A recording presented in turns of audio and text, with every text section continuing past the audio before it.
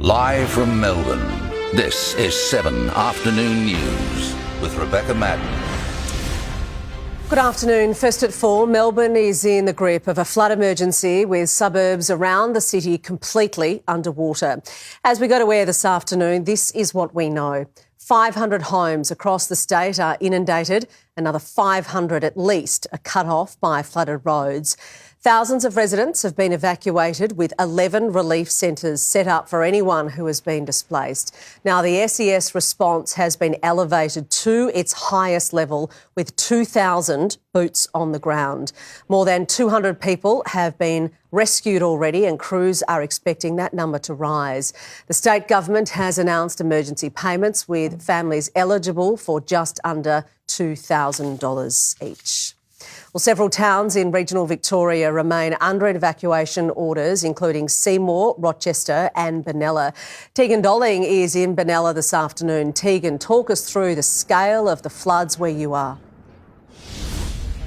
Well, Beck, right behind me is Lake Benalla, and this is where the banks broke late last night. It caused an evacuation right across town in the low-lying areas, and we understand around 50 homes have been inundated with water. There is a bridge here for those who have been to Benalla that takes you from one side of Benalla to the other, and that has been cut off. There is currently police at one side of the bridge saying no one is allowed to go across except for emergency services because it's simply too dangerous. A lot of the streets have been cut off around here at Benalla. We've got some homes, around 70 homes, that have actually formed almost somewhat of an island of their own because the one street in and out is covered by water, and you're unable to get over that area of water unless you are on the police boat. Now, that went and door-knocked this morning, Beck, but everyone decided to stay at home. Most of the residents here in Benalla, they know their houses very well. They know if their area is in danger. Many of them decided to stay home and continue preparing their homes for what may come. Take a listen. Normally way down below this, so the footy ground's flooded, showgrounds and all the rivers and tributaries further up. What's the emotion that you go through when something like this is happening at your house? Today, just tiredness and keeping my fingers crossed because we've been up all night. Keep my fingers crossed it doesn't come in through the floorboards. We haven't seen flood levels like this since, 30 years sort of thing like that, so it's quite significant, the amount of water that we've got, and sadly it's going to keep coming too. A lot of the residents around here, Beck, they've been telling me about the fact that this really brings back memories from the 1993 floods. They say that it did seem to be a little bit higher back when those floods were here, but everybody is remaining on alert because you need to remember this water has to go somewhere. From Benalla, it's expected, we heard from Tim Weebush earlier, that he expects this water to then flow on to Shepparton. So it's likely residents up in Shepparton may be impacted by this water tomorrow. There's also emergency evacuations in other areas around regional Victoria, including Seymour and Rochester. Obviously, other communities really on high alert, Beck, as you can imagine here in Benalla too. Thank you very much for the latest, Tegan Dolling from Benalla this afternoon. Attention is turning to the Werribee River, which is expected to peak at 6 o'clock tonight. Jodie Lee is there for us. And Jodie, residents have been told to get out now if they can. Good afternoon, Beck. Well, residents here in Werribee are certainly on high alert this afternoon. Take a look at the river flowing beneath us as we stand on top on this bridge. The Werribee River is swollen and fast moving. This area received 27 millimetres of rain yesterday. It's currently sitting at a height of 5.07 metres. But as you mentioned, it is expected to peak around 6 o'clock this evening at 5.4 metres.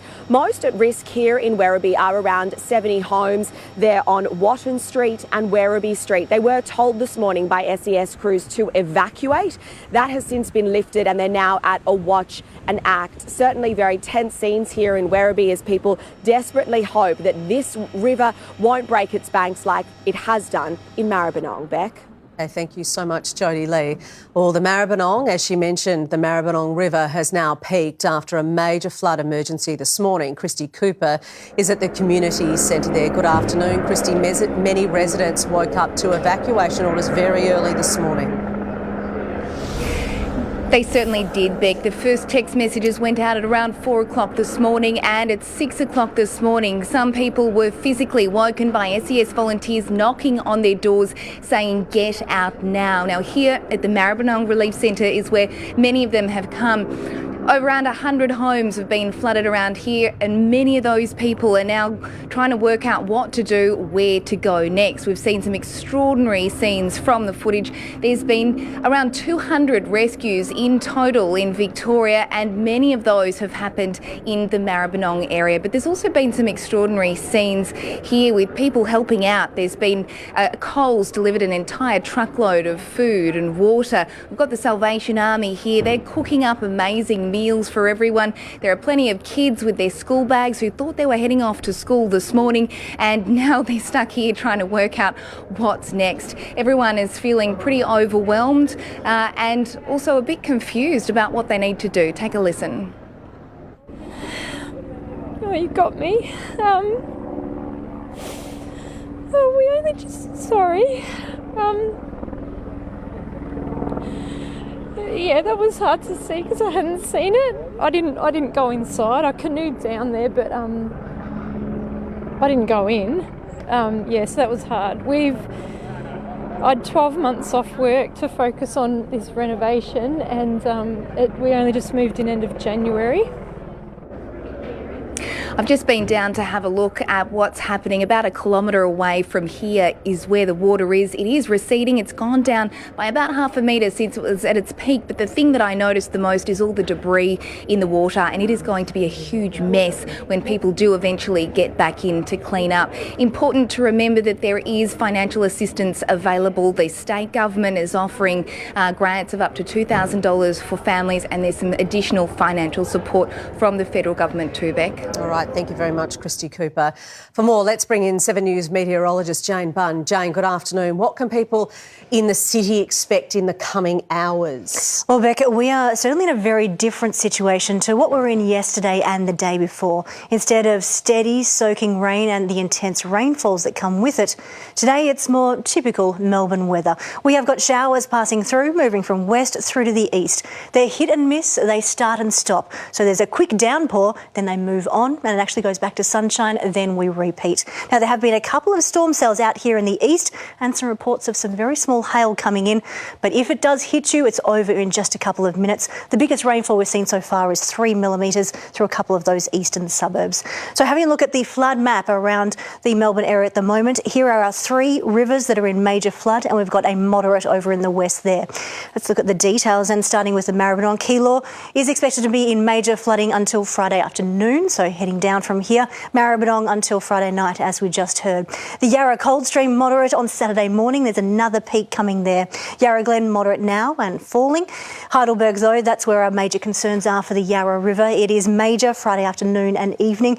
We're seeing the pictures and the water is just coming up and it's moving right through. The Barwon River, not major, it's moderate. In Geelong, that is expected on Friday night. Werribee River, major until Friday night. So having a look at the minor rivers around the Melbourne area, that does include Dandenong Creek, Merri Creek and Plenty River. Now, Jane, we have had record rainfall already and there is more on the way. Can you talk us through the days and even indeed the weeks ahead? Absolutely. So Saturday through to Tuesday, we are looking generally dry. That is our break before the next weather system comes through. But here it is. It begins on Wednesday. It starts in the northwest. Watch how it goes across those northern parts of Victoria, only just dipping into the south at times. So with this, it's maybe 10, 20 millimetres. We could be back up and over 50 millimetres once again as that comes in. So that is on Wednesday into Thursday next week after our dry break. But then there may be more. Friday on Saturday, there's another one likely to come up from the southwest and move across. Friday into Saturday, another peak there. With this here, it's looking quite warm and humid. So rather than steady soaking rain across a widespread area, this one may be more hit and miss showers and thunderstorms. But if you're hit by one of those, it could be a very heavy fall. Right, Jane, what is ultimately driving this situation? Because it's not like we haven't ever experienced rain before, but this is unprecedented, particularly here in the CBD. Exactly. So let's have a look at the satellite image just to really show us what is happening here. We've had a cold front that is moving on through. With that, you can see it. There's literally a big band of precipitation with that. It's steady, it's soaking. It's going from Queensland right down through to Tasmania. In behind, another little trough. This front here will be weakening as it comes through on the weekend. So there's some weaker systems behind that. But the big picture overall, the Pacific Ocean, that is set up to send as much tropical moisture as it can, continuously coming in from the northeast there towards Australia. The Indian Ocean is doing exactly the same thing. That's set up to push lots of tropical moisture in and across the country. We've also got another thing which is called a positive SAM, the southern annular mode. What that means is instead of seeing strong cold fronts come up from the south that don't really affect the inland parts, instead, it is these low-pressure systems, these trough lines that take that wet weather, that moisture, and turn it into widespread rain. We're seeing it now, and it looks like pretty much each week for the rest of the year there'll be another one coming through, Beck. All right, Jane, thank you so much. We'll, of course, return to you later in the hour. Well, stay with us. We'll have comprehensive coverage of the flood emergency throughout the next hour, including the incredible stories of rescues and reunions, emerging from the flood zones. That is coming up here on 7's Afternoon News.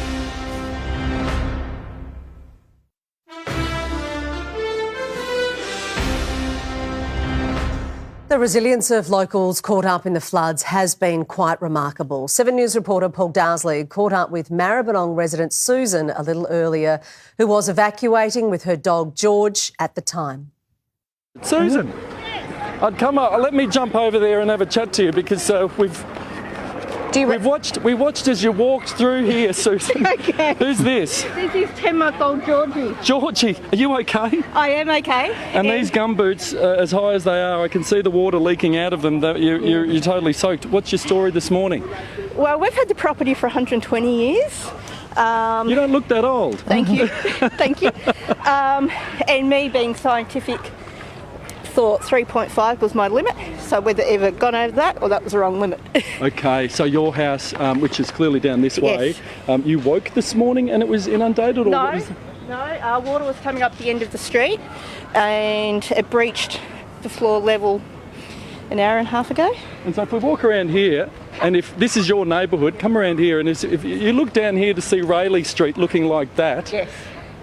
I have seen it like this before. Back in 83. Okay. We swam at the end of the street.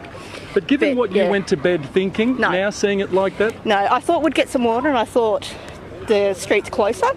No idea that it would come this far up or that high in my house. And so you've grabbed your most valuable possession. I have. And walked out. When was the moment that you thought it's time to go? When it reached the power sockets on the wall. Oh boy.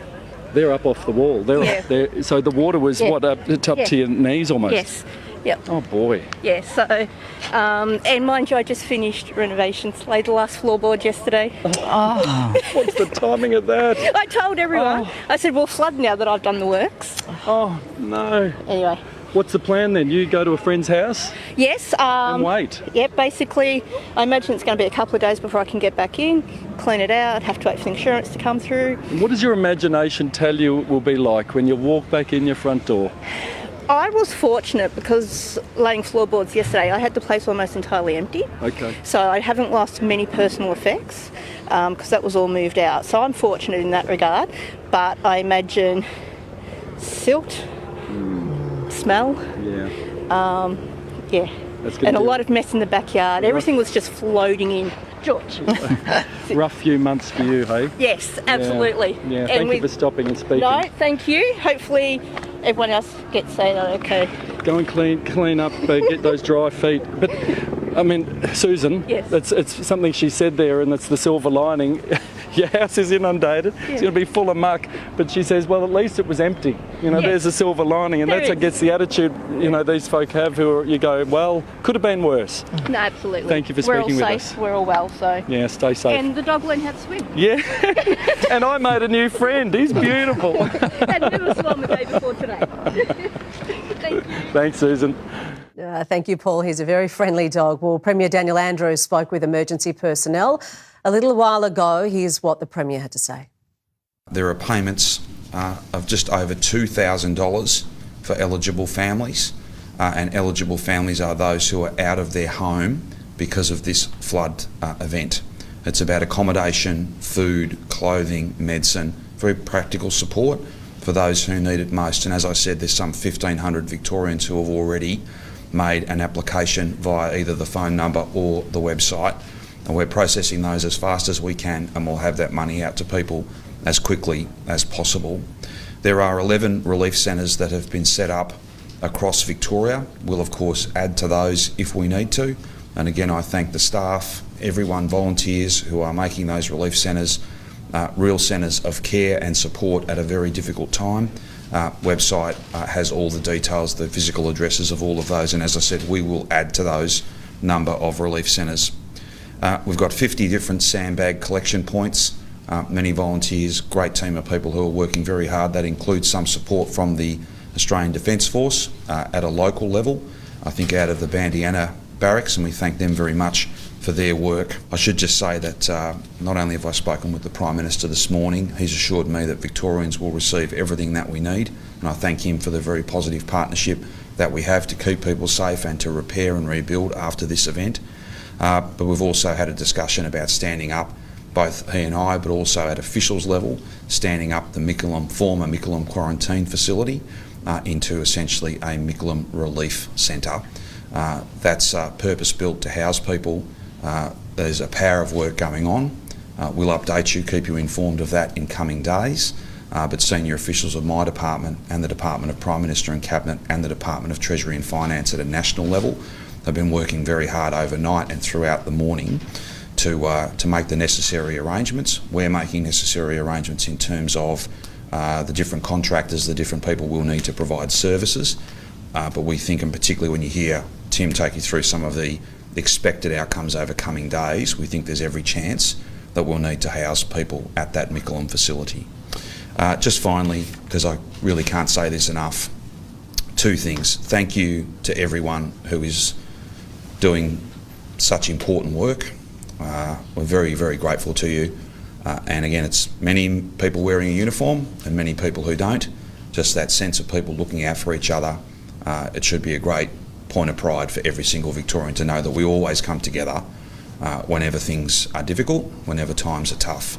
And I thank everybody who's making that important contribution. Finally, please do not drive into floodwater. We have had more than 200 rescues, and many of those could have been prevented. Well, the Premier of Victoria, Daniel Andrews, speaking a little earlier this afternoon. We will return to our comprehensive coverage of Victoria's flood emergency soon. But after the break, today's other top stories, including Brittany Higgins' fury as she stares down her alleged rapist in court. The heart-stopping emergency landing at Essendon. Also, how a massive data breach has left some of our most secretive spy agencies exposed. And the AFL world in shock over the bombshell sacking of another head coach. You're watching 7 News live from the Docklands. Live from Melbourne, you are watching 7's afternoon news. Currently in town, it is 16 degrees. Jane Bunn will be here with the forecast a little later in the hour. Former Liberal Party staffer Brittany Higgins has returned to court, giving evidence for the first time this week in the trial against her alleged rapist, Bruce Lehrmann.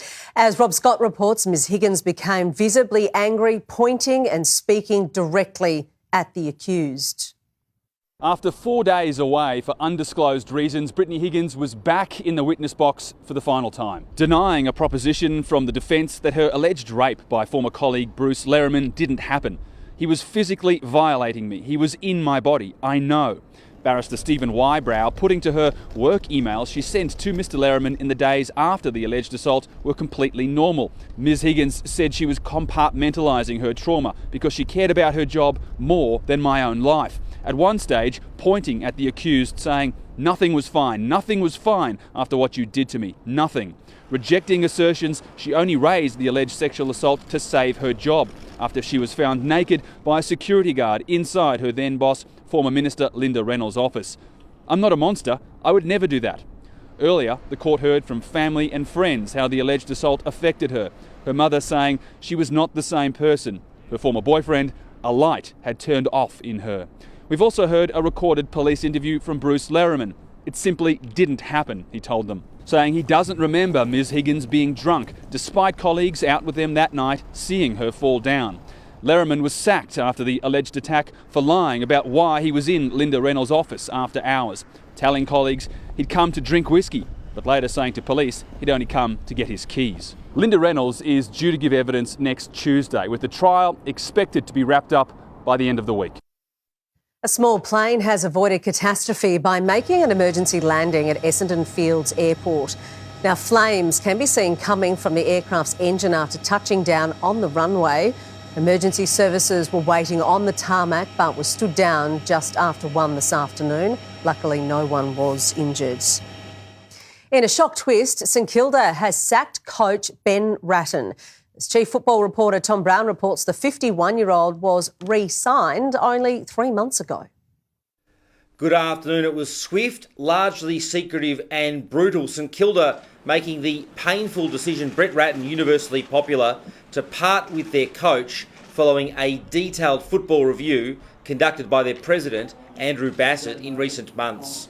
Look, it was a really forensic review led by Andrew that dug into every corner of the club and the football program. This has been a very tough few weeks, and the decision to part ways with Brett Ratton has been a very painful one for the club and, of course, incredibly disappointing for Brett and his family. It's an awkward situation for the club. Simon Lethley, their new CEO, has been in charge of the football department, and just 98 days ago, this is part of the surprise that even caught Brett Ratton off guard. They extended Ratton's contract for 2 years. He was considered safe, notwithstanding this review. And what we've done is we've acknowledged that we've done something wrong. We'd far prefer get it right for the long-term health of this football club and take any criticism that comes with it, rather than just doubling down on the decision and ploughing ahead because we don't want to look silly. Attention naturally and quickly turning to what the Saints do next in terms of their coach search. At least officially, they insist they haven't spoken to any candidates. They did explain today their search will be swift and decisive. A strong hint they've got someone strongly in mind, perhaps Ross Lyon, the former St Kilda coach, who will absolutely take their call. The Bulldogs, to me, ruling out any thought or prospect of Luke Beveridge joining St Kilda, rejoining them. Beveridge with just 1 year to go on his Bulldogs contract. I'll have more on this story, an incredible situation, shortly in our bulletins at 6 o'clock. Tom Brown reporting there. Anthony Albanese is hashing out a plan to raise the country's paid parental leave to 26 weeks. It's been put to federal cabinet ministers ahead of a Labor conference in Sydney this weekend. The policy will be a major centrepiece of the October 25 budget. We need to maximise women's economic participation in the interests of family budgets, but also in the interests of our national economy. If approved, the plan isn't expected to take effect until 2026. The identities of secret agents and details on how Australia takes down major drug cartels has been exposed in a massive data breach. Sally Guide has the details from Canberra. A cyber hacking group has cracked open a database held by the Colombian government just over a week ago, exposing millions of emails and tens of thousands of highly classified documents. With Colombian drug cartels spanning across the globe, how Australian authorities fights the war on drugs has been caught up in the hack. 35 Australian federal police operations, some of which are still ongoing to dismantle cartels, have been compromised. Concerningly, 2 undercover agents have been put at risk after their secret identities and payroll records were also leaked. When you have a leak like this, it has a massive impact. So, that's why I say this shouldn't be an issue of partisan politics. This is about working with police agencies to protect law enforcement officers. We don't want any of these people to be in harm's way, and we absolutely need to address their safety as a top priority. So there's actions for the government here, not just actions for the AFP. The AFP say they are concerned about this and are assessing what information has been obtained. Officers will now work with Colombian authorities to safeguard their computer systems and this highly confidential information going forward. The Federal Treasurer admits Australians should be concerned about inflation spiralling out of control. Jim Chalmers is in Washington meeting with central banks and finance experts, conceding our own rising cost of living is being driven by overseas events. The Americans still have an inflation problem. There are a lot of reasons for that, but primarily it comes from Russia's war in Ukraine. Inflation in the US is at a 4-decade high, prompting fears of a global recession. Donald Trump will be forced to give evidence about the deadly January 6 attacks on the US Capitol. A special congressional panel says it wants answers from the man who set the riot in motion. US correspondent Tim Lester reports from Washington. The investigation here has already produced explosive evidence about the riot in the closing days of the Trump administration. Now, as it wraps up, new documentary video has emerged from that day 21 months ago. At least 5 died in the now infamous riot, routinely called an insurrection. Trump supporters made a last-ditch effort to stop Congress confirming Joe Biden as president. The new video shows key congressional figures as they fled the mob and lobbied Trump administration officials to get the president to call off his supporters. Yeah, why don't you get the president to tell them to leave the Capitol, Mr. Attorney General? The central cause of January 6th was one man, Donald Trump. This, widely expected to be the committee's final hearing, laid out the case against the former president. Evidence that he planned to fight a Joe Biden win long before he even knew the result, knew of the potential for violence, and far from wanting to stop it, had tried to come here to join the crowd. So this afternoon, I am offering this resolution that the committee direct the chairman to issue a subpoena for relevant documents and testimony under oath from Donald John Trump. Mr. Chairman, on this vote, there are 9 ayes and 0 noes. The vote to force the president to appear here unanimous and symbolically important, but few expect it will ever happen. Mr. Trump could easily delay it in court, and if Republicans win the House at next month's election, they'll likely scrap the committee anyway. Still to come, we return to SES headquarters live for an update on our flooding emergency. Plus, Maribyrnong River peaks, but locals are warned the crisis is far from over. And the anxious wait in Werribee as residents are told to get out while they can. Don't miss those stories and more here on 7 News.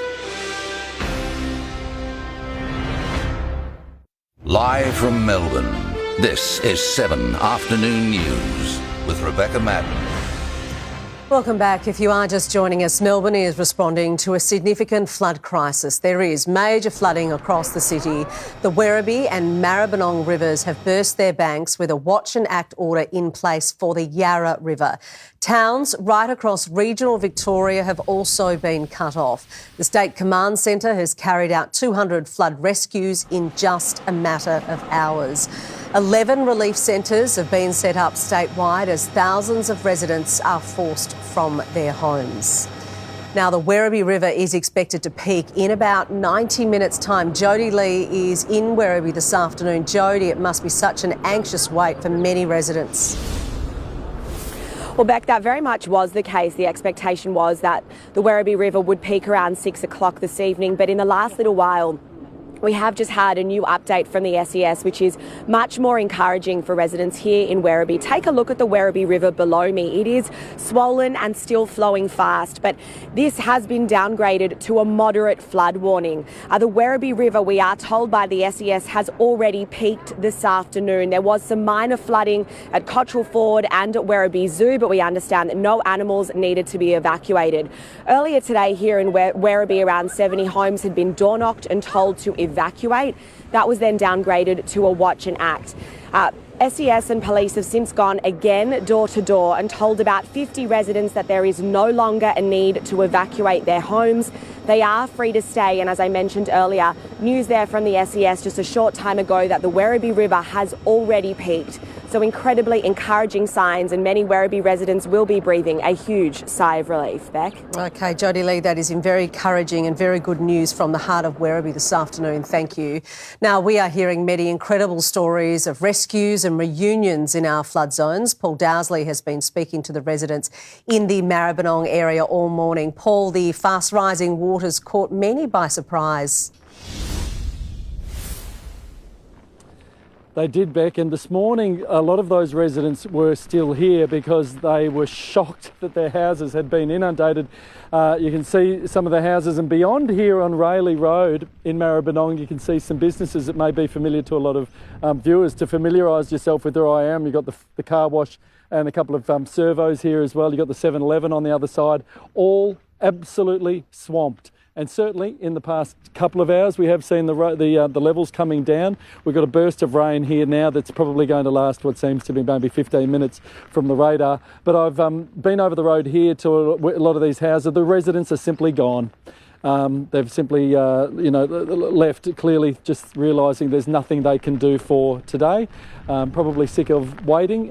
Part of it's probably heartache as well because they know what it is like inside. And I did look inside one of the houses here as I was seeing if there were any residents. And it is like someone's just dropped brown paint on the ground throughout, just this shiny, silty muck. And I spoke to some of those residents this morning. And this afternoon, just about how it took them by surprise. I looked out the window and noticed the next door neighbour's yard had started to pool, and then all of a sudden it came flooding into our yard, everything in about 10 minutes. So quick? It was that quick. So we were rushing around trying to get everything sorted. Getting this one out here was the most important thing. Not in my wildest dreams, no. When I walked out there this morning, I went, Jesus, this is not good. But sort of like last time, knee deep, but it just kept going. And a lot of those residents were saying that the Vic Emergency app did not warn them last night as they went to bed that their houses were in the firing line. They felt that their houses would be safe today, so it was quite a shock to them to wake up to either an alert on their phone saying get out, or an SES worker at their door, or simply seeing water coming up their street. And I'll give you a little sense, Beck, before I go back to you. This is the silt, this is the muck. Obviously rain has come through, but this is what will be in all the houses here when the residents do get back in. Like I say, it is like a sludgy, smelly brown paint is going to be through all of these houses that are inundated here on Rayleigh Road and in all the streets either side here along the Maribyrnong. Yeah, it is a big, big clean-up ahead. Paul Dowsley, thank you so much. Well, Nick McCallum is at the State Command Centre for us this afternoon. Nick, you're with the Chief Operations Officer. What can you tell us? Yes, finally, there is some good news from Tim Wiebusch. So let's start with Heidelberg, the Yarra River. What's happened? Yes, look, in the last hour, Nick, we've been told by Melbourne Water that the Yarra River at Heidelberg has peaked at 8.5, so it's just below that major flood level. We saw some impacts, obviously, around the golf course there and the sporting fields and the like. Disappointingly, though, we did also see people attempting to drive through flash flood waters on Bulleen Road, despite the road being closed. And again, we just can't emphasise enough, don't attempt to drive through flash flood waters. Could be the last decision you make. And you had to do some rescues, didn't you, there? Yeah, there were around about half a dozen rescues that have occurred there this afternoon. Again, unnecessarily tying up our emergency services on a day where they're already busy enough. OK, so you've reached the peak about half an hour ago. How quickly will the waters recede there, Tim? Look, the waters are receding there now and it'll take the next day or so at the lower reaches. But in the upper reaches of the Yarra River, we're expecting from Yarra to Coldstream to still be at moderate flood warning level for at least another 5 days. OK, let's move on to the Werribee River. We heard some good news from Jodie Lee that it's peaked there as well. Yes, that's true, and we'll see very shortly that there's now a moderate flood warning, so it's been downgraded from major flooding to moderate. Whilst we'd door knocked 50 homes there, now we've got the Cottrell Road forward, parts of the Werribee Zoo that are impacted, but fortunately no residential properties. And at noon, a lot of people were asked to evacuate. Presumably they can now go back to their homes. Yes, that's certainly the case. The evacuation warning will be down in the next period of time, and only moderate flood expected there on the Werribee. Now, Rochester in northern Victoria, you asked everyone to evacuate town, but that didn't happen, did it? No, unfortunately not. Again, we've seen people that have not heeded those warnings, and we can't appeal to people enough. If we ask people to evacuate, we are serious that it will be inundated, and so we've had to undertake 40 rescues there today of people that have chosen to stay, that have then found water around their properties and then have rung 000 asking to be rescued. Okay, and the Premier and a few officials did a bit of a guided tour around the area by air a short time ago. Yes, that's right. And so they've been into Shepparton ICC today to receive a full briefing on what we're likely to see there over the weekend and into early next week. Around about 4,000 properties potentially in that Shepparton-Goulburn Valley area, but also have flown other parts of the flood extent today. Okay, thank you once again, Tim Weebush from the State Emergency Service. So some good news finally from the control centre here, Beck. Finally. Thank you so much, Nick. Well, we will have more on the flood emergency in just a moment, including why rescue crews say this crisis has come at the worst time. Stick with us. You are watching 7 News. We're live from Docklands.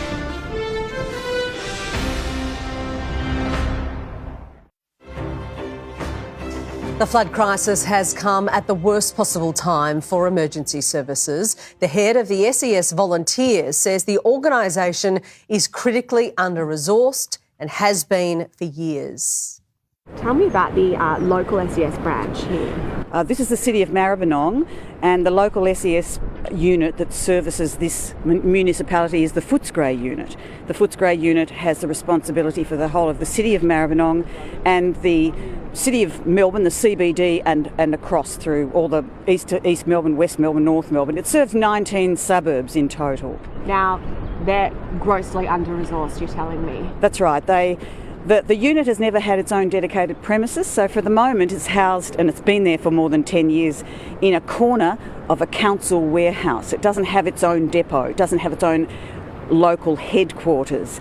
So it's severely under-resourced. At the moment as well, it's depleted of some of its vehicles because across the state the SES trucks have been taken off the road due to a manufacturing fault, and it's also lost one of its rescue boats. Previously it had 2 trucks, 2 4-wheel drives and 2 rescue boats. It's down to 2 utes and 1 rescue boat. 2 utes and 1 boat for this catastrophic flood event. What do you make of that? Well, I think it's just astounding that for an area that's prone to flooding, and we know that it's happened before. There was catastrophic floods here in 1974 as well, and this is just, it's shameful that the people of the city of Maribyrnong are not serviced well. And I'm sure, you know, there's an election coming up. I don't care who gets in. I just wish whoever gets in will put more money, more funding, more resources into the Footscray unit and the SES in general across the state. The SES has always been the most underfunded of all the emergency services. Victoria is in the grip of a flood emergency. We'll have the latest details from 7 News meteorologist Jane Bunn live. Don't go anywhere. We'll be back very shortly. Welcome back. Let's take a quick look at Melbourne's roads now. Good afternoon, Hayley Steele here in the TAC traffic chopper. With all this flooding in Maribyrnong, Rayleigh Road is closed near Van Ness Avenue and over the river. Also, lots of local road closures in place, including Van Ness Avenue itself. It's quite well underwater. In a motorcycle crash, casual clothes only last a split second. Every time you ride, protect your entire body by wearing full protective gear. A message from the TAC. Okay, returning now to Jane Bunn. Jane, let's brighten things up, hopefully. How's the weekend look? Well, Beck, if you're after sunshine, you are in luck. We will have a bit of that tomorrow morning and again early next week. But there's also another big rain system on the horizon. These are set to continue pretty much each week for the rest of the year. The only difference each time is which parts are in the path of that rain. As the heavy rain cleared Melbourne overnight, so did the high humidity. That meant the temperature could plummet. A low was 10, a top of 18. That's in between these showers passing through. Hit and miss, start and stop. So there's a downpour, but it's quick and it moves on, and there's sunshine in between. We're seeing 3 to 4 millimetres at best, not the 40 to 70 millimetres of the past 2 days. The heavy rain band tracked through eastern Victoria overnight. It was all over by dawn, with the severe weather warning ending. In behind that, we have showers passing through. They are most frequent along the ranges and anywhere exposed in a westerly wind. There are local thunderstorms over Gippsland. Now, they don't bring torrential rain. They move too fast. There's no more tropical moisture. But they can drop some wintry hail as it is cold enough for snow in the Alps. All the rain was thanks to a front driven by a cut-off low, all fed by tropical moisture. Now that is now moving away to our east. In behind it, weaker troughs coming in today, another on the weekend. But these are weak as high pressure is taking over control. That encourages dry conditions. Today's showers clear eastwards tonight. Tomorrow, generally dry. We'll even have sunshine over the floodwaters. Then the next week trough brings showers later Saturday and into Sunday.